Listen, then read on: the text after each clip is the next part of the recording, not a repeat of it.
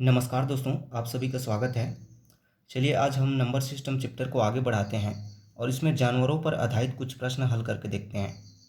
तो जैसे कि यहाँ पर क्वेश्चन पूछा जाता है, कुछ गड़ेरिया अपनी भेड़ें चरा रहे हैं। यदि जमीन पर कुल 230 पैर तथा उनकी सिरों की कुल संख्या 60 हो तो भेड़ों की संख्या कितनी है। तो इस प्रकार से क्वेश्चन को हल करने के लिए हम पहले कुछ नियम जान लेते हैं। तो यहाँ पर जैसे कि मनुष्यों के सिरों की कुल संख्या ज्ञात करनी हो तो एक आदमी का सिर कितना होता है, एक होता है। इसलिए जितने आदमी रहेंगे उतने सिर भी होंगे। इसलिए मनुष्यों के सिरों की संख्या बराबर मनुष्यों की संख्या होगी।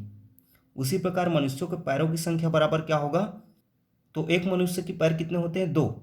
इसलिए जितना मनुष्य है उसमें हम दो का गुणा कर देंगे तो हमें मनुष्यों के पैरों की कुल संख्या प्राप्त हो जाएगी।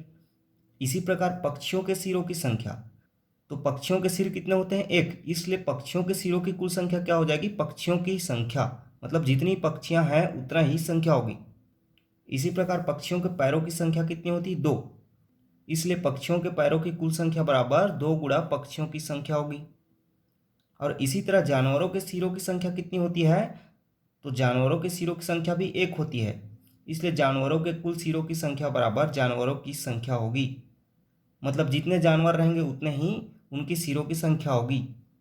और जानवरों के पैरों की कुल संख्या बराबर क्या हो जाएगी, तो एक जानवर की कितने पैर होते हैं, चार पैर। इसलिए जानवरों के पैरों की कुल संख्या बराबर जानवरों की संख्या गुणा चार। तो हमारा पूरा क्वेश्चन इन्हीं पे आधारित बनेगा। इनका उपयोग करके हम समीकरण बनाएंगे और समीकरण को हल करके उनकी संख्या ज्ञात करेंगे। तो आइए क्वेश्चन देखते हैं। कुछ गड़ेरिया अपनी भेड़ें चरा रहे हैं। यदि जमीन पर कुल 230 पैर तथा उनके सिरों की कुल संख्या 60 हो तो भेड़ों की संख्या कितनी होगी। तो यहाँ पर क्वेश्चन क्या बोल रहा है कि कुछ गड़ेरिया, गड़ेरिया मतलब ये आदमी है, तो ये अपनी भेड़ों को चरा रहे हैं और ज़मीन पर टोटल 230 पैर हैं और उनके सिर कितने हैं, टोटल 60 हैं। तो हमें भेड़ों की संख्या बतानी है कितनी है। अब चूंकि यहाँ पर गड़ेरिया और भेड़ों की संख्या तो दिया नहीं है, उनकी कुल संख्या दी है। इसलिए हम गड़ेरिया और भेड़ों की संख्या को एक्स और वाई मान लेंगे ताकि समीकरण बना सकें। तो इसलिए गड़ेरियों की संख्या को एक्स और भेड़ों की संख्या को वाई मान लेते हैं। अब चूंकि गड़ेरियों की संख्या को एक्स तथा भेड़ों की संख्या वाई मान लिए हैं, इसलिए उनके कुल पैरों की संख्या कितनी होगी। यहाँ पर दिया है कुल पैर कितने हैं, 230 हैं। अब कुल पैरों की संख्या में गड़ेरियों और भेड़ों दोनों की संख्या शामिल है। इसलिए गड़ेरियों के पैरों की संख्या कितनी हो जाएगी, तो गड़ेरिया के पैर कितने होंगे, दो। इसलिए दो गुणा गड़ेरियों की संख्या, तो दो, और गड़ेरियों की संख्या क्या लिए हैं, एक्स। इसलिए दो गुणा एक्स, तो दो एक्स। फिर प्लस करेंगे भेड़ों की पैरों की संख्या को, तो भेड़ों की पैरों की संख्या कितनी होती है, चार।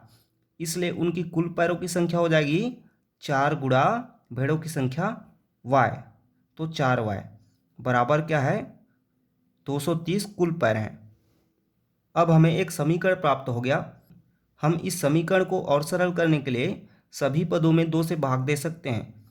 तो दो एक कम दो, इसलिए एक्स, दो दूने चार, इसलिए दो वाई बराबर दो एक कम दो, दो एक कम दो, दो पंछे 10। इस प्रकार से हमें पहला समीकरण प्राप्त हुआ यह। इसी प्रकार अब क्या करते हैं, उनके कुल सिरों की संख्या ज्ञात करते हैं। तो कुल सिरों की संख्या कितनी दी है, 60। अब कुल सिरों की संख्या में गड़ेरिया और भेड़ों दोनों की संख्या शामिल है, तो गड़ेरियों की संख्या कितनी हो जाएगी, एक्स, और भेड़ों की संख्या कितनी हो जाएगी, वाई। तो एक्स धन वाई बराबर 60। अब यह हमें दूसरा समीकरण प्राप्त हो गया। अब इन दोनों समीकरण को हम किसी भी विधि से हल करके एक्स और वाई का मान ज्ञात कर सकते हैं। तो यहाँ पर चलिए विलोपन विधि से इसको हम हल करते हैं। तो समीकरण एक में समीकरण दो को घटा देते हैं। तो समीकरण एक में दो को घटाएंगे तो ये क्या हो जाएगा, एक्स में एक्स कटेगा तो यहाँ पर कैंसिल हो जाएगा दोनों, तो जीरो आएगा। दो वाई में वाई घटेगा तो क्या प्राप्त होगा, वाई प्राप्त होगा। और 115 में 60 घटेगा तो क्या प्राप्त होगा, 5, 11 में 6, 5। तो इस तरह y का मान क्या प्राप्त हो गया, y बराबर 55। मतलब यह क्या है, भेड़ों की संख्या है।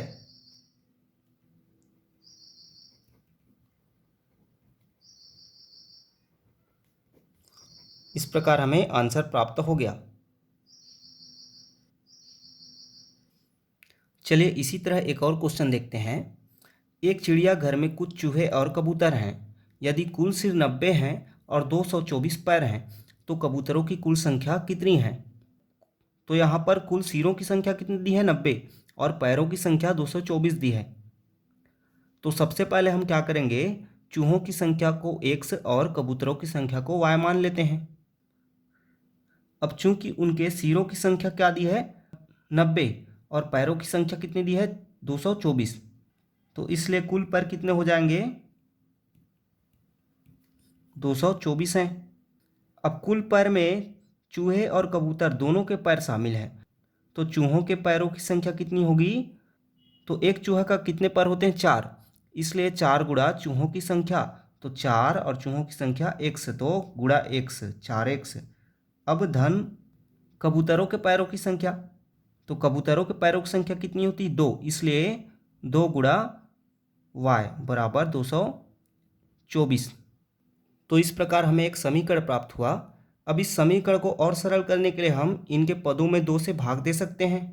तो 2 दूने 4, तो 2x, यह 2y है, तो और 2 एक कम, 2 एक कम, 2 दूने 4। इस प्रकार हमें 2x धन y बराबर 112 पहला समीकरण प्राप्त हुआ। अब इसी तरह हम उनके कुल सिरों की संख्या को करते हैं। तो कुल सिर कितने हैं, 90 हैं। अब कुल सिरों की संख्या में भी चूहों और कबूतरों की संख्या शामिल है, इसलिए चूहों के सिरों की संख्या x और कबूतरों की सिरों की संख्या y बराबर 90। यह हमें दूसरा समीकरण प्राप्त हुआ।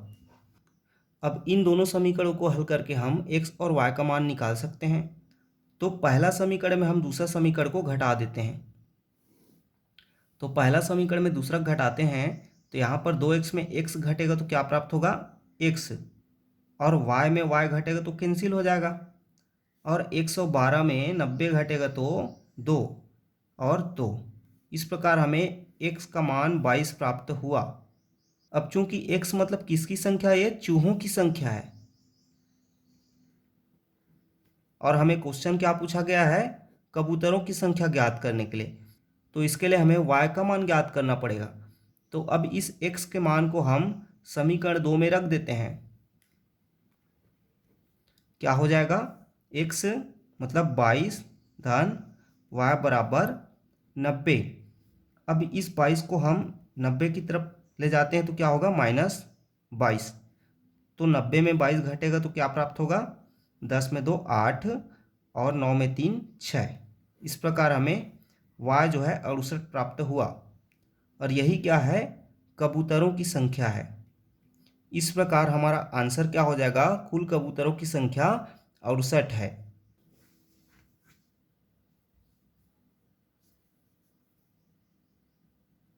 अगला प्रश्न है, भैंसों तथा बतखों के एक समूह में सिरों की संख्या के 2 गुने से 24 अधिक पैर हैं। भैंसों की संख्या कितनी है। तो यहाँ पर क्या बोला जा रहा है कि जो सिरों की संख्या है उसके 2 गुने से 24 ज़्यादा क्या है, पैर हैं। तो अब इसे हल करने के लिए सबसे पहले हम भैंसों की संख्या को x और बतखों की संख्या को y मान लेते हैं। तो माना भैंसों की संख्या कितनी है, x मान लेते हैं, और बतखों की संख्या को क्या मान लेते हैं, y मान लेते हैं। तो इसलिए उनके सिरों की संख्या क्या हो जाएगी, तो सिरों की संख्या बराबर हो जाएगी x और y। और इसी तरह पैरों की संख्या क्या हो जाएगी, तो पैरों की संख्या, भैंसों की पैरों की संख्या कितनी होती, 4, इसलिए 4 गुणा x, और धन बतख के पैर कितने होते, 2, इसलिए 2y। तो हमें सिरों और पैरों की संख्या प्राप्त हो गई। अब देखिए कंडीशन क्या बोल रहा है यहाँ पर कंडीशन बोल रहा है कि सिरों की संख्या के 2 गुने से 24 अधिक पैर हैं। मतलब कंडीशन यह बोल रहा है जितने सिर हैं उनकी संख्या के दोगुने से, मतलब इनमें 2 का गुणा, सिर के दोगुने से 24 अधिक पैर हैं, तो 24 ज़्यादा है इसमें, मतलब +24 बराबर पैरों की संख्या। तो यह हमारा क्या है, कंडीशन है। अब देखिए हमें सिरों की संख्या क्या प्राप्त हुई है, x धन y, तो इसके जगह हम x धन y लिख देते हैं, गुणा 2 धन 24, और पैरों की संख्या क्या प्राप्त हुई है, 4x धन 2y। अब इसे हल करते हैं, तो 2x धन 2y धन 24 बराबर 4x धन 2y। अब x और y को हम उनके तरफ ले जाते हैं, तो ये 4x की तरफ x जाएगा, तो ये -x, और ये -2y, और ये 24 इधर रहेगा, तो 4x में 2x घटेगा तो क्या प्राप्त होगा, 2x, और ये 2y और 2y क्या हो जाएगा, कैंसिल, तो यहाँ पर क्या है, 24। अब इस 2 को हम इधर ले जाएंगे तो क्या हो जाएगा, 24/2 बराबर x, तो 2 एक कम 2 12 24। इस प्रकार हमें x का मान क्या मिला, 12, और यही क्या है, भैंसों की कुल संख्या है।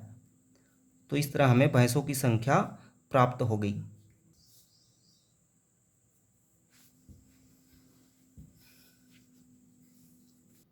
अगला है अंकों पर आधारित प्रश्न। तो जैसे कि मैं एक संख्या लिखता हूँ 25, इस 25 को हम और क्या लिख सकते हैं, 20 धन 5 लिख सकते हैं। अब देखिए यहाँ पर 5 क्या है, इकाई है, तो इकाई का अंक क्या होता है, 5, और दहाई का अंक क्या है, 2, और हम जानते हैं दहाई में 10 का गुणा होता है, इसलिए 10 गुणा 2 बराबर क्या मिला, हमें 20 मिला, तो 25 को हम 20 धन 5 लिख सकते हैं। इसी तरह मान लीजिए मैं दहाई का अंक को x मानता हूँ, तो माना दहाई का अंक x और इकाई का अंक को y मानता हूँ,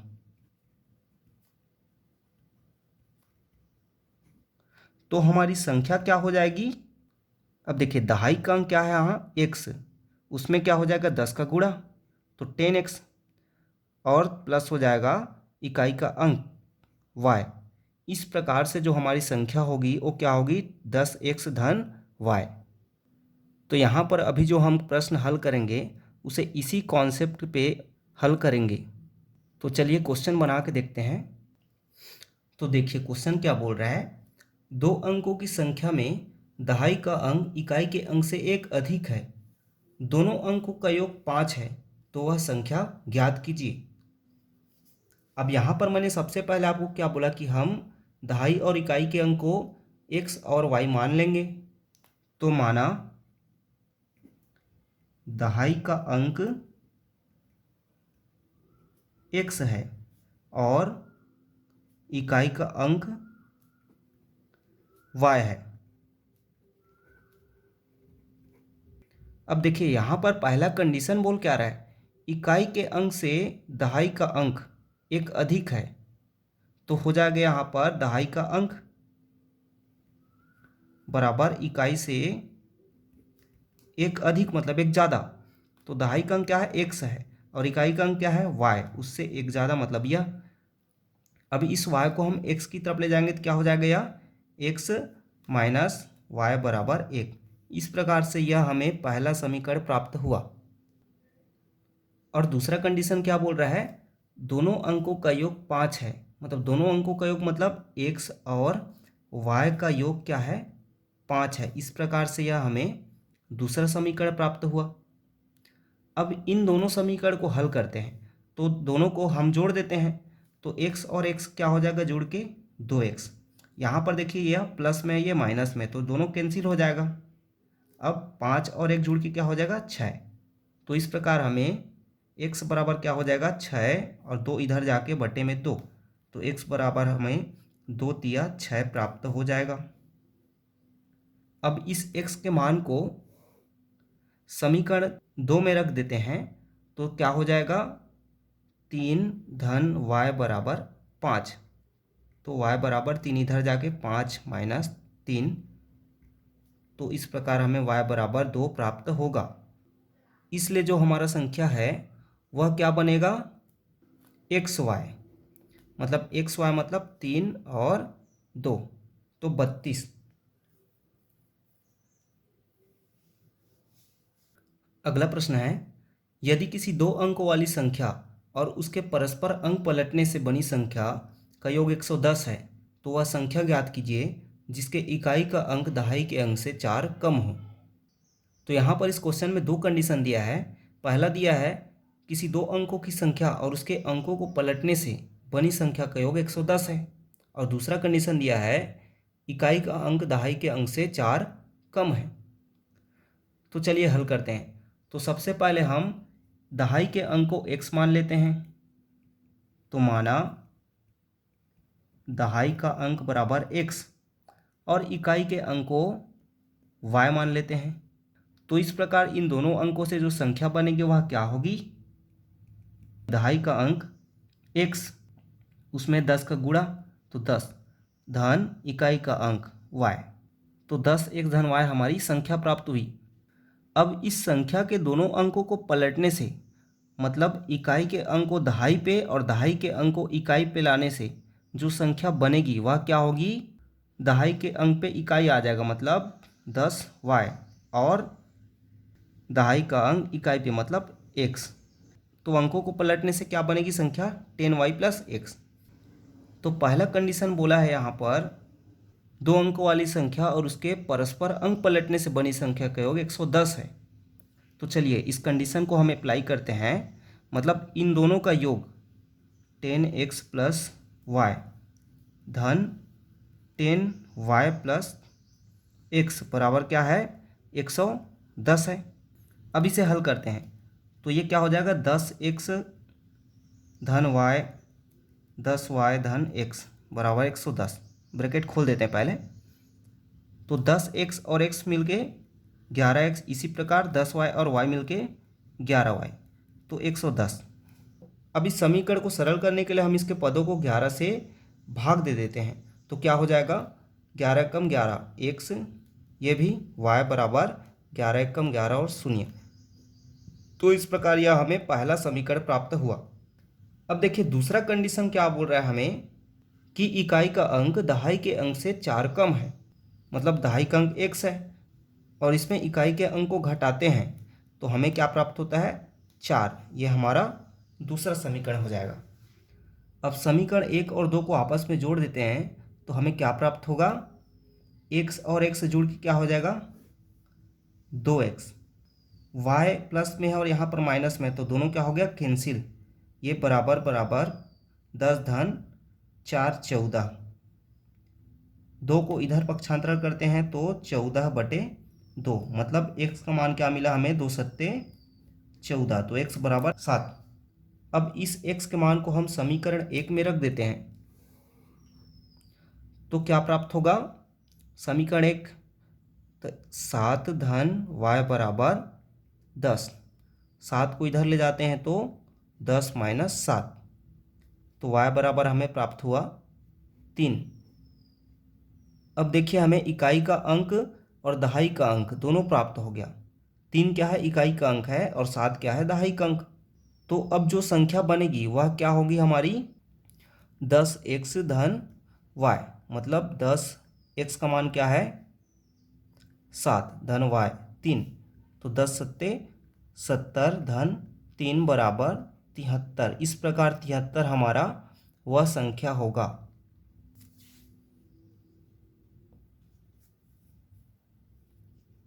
अगला क्वेश्चन है, दो अंकों की संख्या और उसके अंकों को परस्पर बदलकर बनाई गई संख्या में 18 का अंतर है, मूल संख्या के अंकों का अंतर ज्ञात कीजिए। तो देखिए प्रश्न क्या बोल रहा है कि दो अंकों की संख्या और उसके अंकों को पलटने पर बनी संख्या में 18 का अंतर है, तो मूल संख्या के अंकों का अंतर ज्ञात कीजिए। तो आइए हल करते हैं। तो सबसे पहले हम दहाई के अंक को x मान लेते हैं और इकाई के अंक को y। तो इस प्रकार जो हमारी संख्या बनेगी वह क्या होगी 10x धन y। अब अंकों को बदल देना है, मतलब इकाई के अंक पे दहाई और दहाई के अंक पे इकाई ले आना है। तो क्या बनेगी हमारी संख्या 10y धन x। अब देखिए क्या बोला है क्वेश्चन, इन दोनों का अंतर 18 है, तो इसमें हम इसको घटा देते हैं। तो 10x धन y ऋण 10y धन x बराबर 18। अब इसे हल करते हैं तो सबसे शुरू ब्रैकेट खोलते हैं, 10x धन y और ये माइनस 10y माइनस x बराबर 18। तो 10x में x घटेगा तो 9x। इसी प्रकार ऋण 10 में धन 1 जुड़ेगा तो क्या होगा, ऋण 9y बराबर 18। अब इस समीकरण के सभी पदों को हम 9 से भाग दे सकते हैं, तो यह हो जाएगा 9 एक कम 9 x, यह भी माइनस y और ये 9 दूनी 18। तो इस प्रकार हमें एक समीकरण प्राप्त हुआ। अब देखिए हमें पूछा क्या गया है, मूल संख्या के अंकों का अंतर ज्ञात कीजिए। तो यही हमारा आंसर है। क्यों? क्योंकि मूल संख्या के अंक क्या क्या हैं, x और y। तो यहाँ पर x और y का अंतर हमें क्या प्राप्त हुआ, 2। तो यही हमारा मूल संख्या के अंकों का अंतर होगा।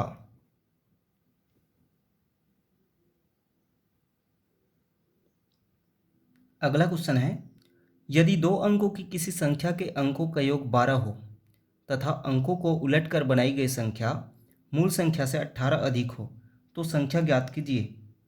तो सबसे पहले हम क्या करते हैं, दहाई और इकाई अंकों एक्स वाई मान लेते हैं। तो माना दहाई अंक x है और इकाई अंक y है। तो इस प्रकार इन अंकों से जो संख्या बनेगी वह क्या होगी, 10x धन y। अब देखिए पहला कंडीशन यहाँ पर क्या बोल रहा है कि दो अंकों की किसी संख्या के अंकों का योग 12 हो, मतलब इसके अंकों का योग 12 हो, मतलब x और y का योग जो है 12 है। तो x धन y बराबर 12, यह हमें पहला समीकरण प्राप्त हो गया। अब दूसरा कंडीशन क्या बोल रहा है, अंकों को उलटकर बनाई गई संख्या मूल संख्या से 18 अधिक है। तो अब इस अंकों को आपस में बदलेंगे तो जो संख्या बनेगी वह क्या होगी, 10y धन x बराबर क्या हो जाएगा, मूल संख्या से 18 अधिक, मतलब मूल संख्या 10x धन y और इससे 18 अधिक मतलब 18 को इसमें जोड़ देंगे। अब इसे हल करते हैं तो 10y धन x, यह 10x इधर आके हो जाएगा माइनस 10x और यह माइनस y बराबर 18। 10y में y घटेगा तो क्या होगा, 9y और यह माइनस 9x बराबर 18। अब इस समीकरण के सभी पदों को हम 9 से भाग कर सकते हैं। तो 9 एक कम 9, 9 एक कम 9 और यह 9 दूनी 18। इसके चिन्हों को हम बदल सकते हैं, तो ये माइनस एक्स प्लस एक्स कर देते हैं और ये प्लस माइनस वाई और ये माइनस 2। इस प्रकार यह हमें दूसरा समीकरण प्राप्त हुआ। तो समीकरण 1 और 2 को जोड़ने पर क्या होगा, x और x 2x, यहाँ पर प्लस वाई और माइनस वाई है तो दोनों आपस में कैंसिल हो जाएंगे और इधर बराबर में 12 में माइनस 2 मतलब 10। तो x बराबर क्या हो जाएगा, 10/2, x बराबर 5। अब इस x के मान को हम समीकरण 1 में रख देते हैं। तो 5 धन y बराबर 12, 5 को इधर ट्रांसफर करते हैं तो y बराबर 12 ऋण 5, तो 12 में 5 घटेगा 7। इस प्रकार हमें x और y का मान 5 और 7 प्राप्त हो गया। तो इन दोनों अंकों से संख्या जो बनेगी वह क्या होगी, 10x धन y, मतलब 10x का मान 5 और y का मान 7। तो 10 पंछे 50 धन 7 57, अतः वह संख्या क्या होगी, 57 होगी।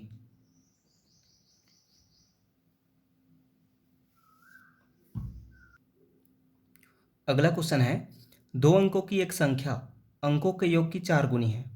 जब संख्या में 9 जोड़ दिया जाता है तो उसके अंक उलट जाते हैं, वह संख्या कौन सी है। तो चलिए हल करते हैं।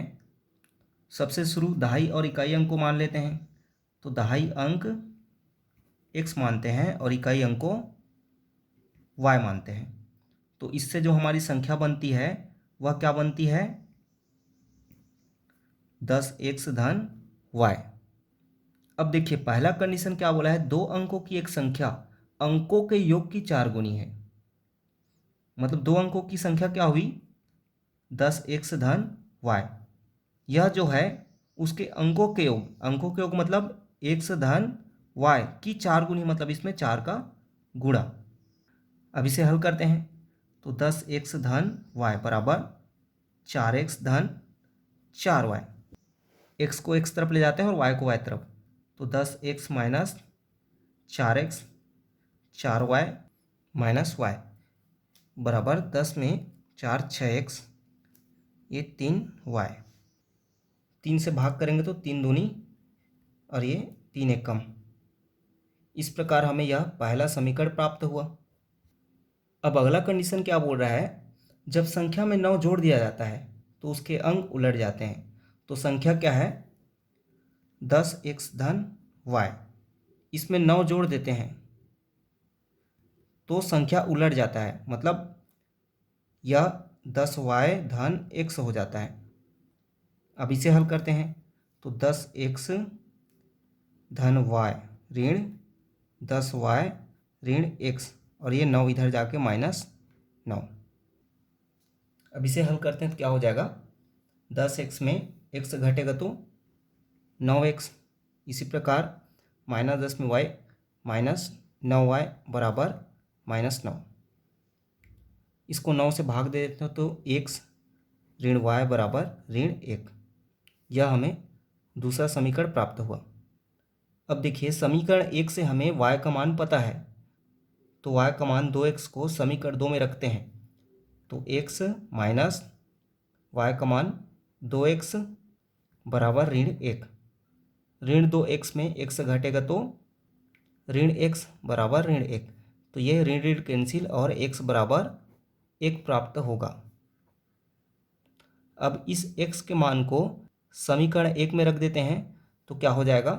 2x का मान क्या? 1 बराबर y। इस तरह हमें y का मान 2 प्राप्त हुआ। तो अब हमें दोनों अंक x और y का मान पता चल चुका है। अब इन दोनों अंकों से जो संख्या बनेगी वह क्या होगी? x y होगी, मतलब 12। तो दोस्तों यदि मेरा पढ़ाना अच्छा लगा होगा और यदि मेरा वीडियो आप पहली बार देख रहे हैं तो मेरा चैनल सब्सक्राइब कर लीजिए, ताकि अगले वीडियो के नोटिफिकेशन आप तक तुरंत पहुंच जाए और आप वीडियो देख सकें। धन्यवाद।